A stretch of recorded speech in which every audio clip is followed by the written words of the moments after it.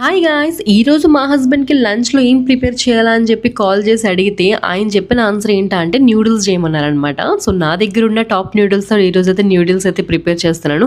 నార్మల్‌గా ఎప్పుడు న్యూడిల్స్ అంటే నార్మల్ దొరుకుతాయి ప్యాకెట్స్ అవే చేశాను. బట్ కానీ ఇలాగా స్ట్రెయిట్‌గా ఉండే న్యూడిల్స్ అయితే ఫస్ట్ టైం అనమాట.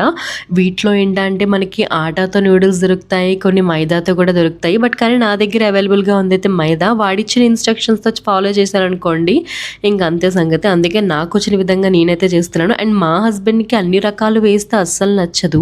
అందులో చాలా అంటే చాలా ప్లెయిన్‌గా ఉండాలనమాట. ఎటువంటి సాసెస్ ఏసినా కూడా తినరనమాట. సో, అందుకోసమని నేను ఇట్లా చేస్తున్నాను. ఇదైతే చాలా సింపుల్‌గా ఎగ్ న్యూడిల్స్ అయితే నార్మల్‌గా ఇప్పుడు అండా భుజియా మనం ఎట్లా చేస్తాం అలాగే. అండ్ ఈ న్యూడిల్స్ అతుక్కోకుండా ఉండాలంటే ఒక చిన్న టిప్ అనమాట. మీరు స్ట్రెయిన్ చేసిన వెంటనే చల్ల వాటర్‌లో తీసి ఉంచారనుకోండి, అది అతుక్కోదనమాట. సో, ఈ విధంగా చాలా స్మూత్‌గా ఉంటది. భలే అనిపిస్తుంది కలుపుతుంటే. బట్ కానీ నాకేంటంటే టమాటా సాస్ ఏసుకోకపోతే నాకు నచ్చదు. కానీ ఆయనకి ఏం వేయకుండానే ఇష్టం అనమాట. సో, ఈరోజు మా లంచ్ అయితే న్యూడిల్స్.